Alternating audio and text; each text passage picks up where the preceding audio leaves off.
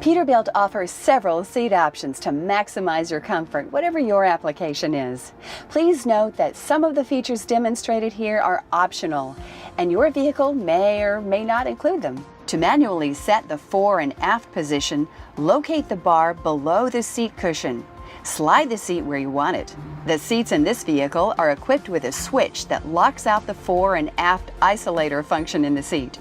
When locked, the seat will not move back and forth and only allowed to move up and down with the vehicle's movements.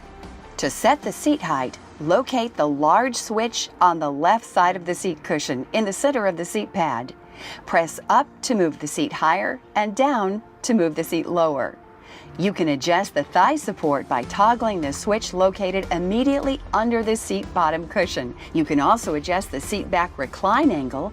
Suspension stiffness is adjusted by pressing forward for firm and backward for soft. For easy access out of the cab, the seat is also equipped with an express down feature. Finally, you can adjust the lumbar support by using the switch bank located on the side of the seat cushion. Seat heating and cooling options also may be in your vehicle.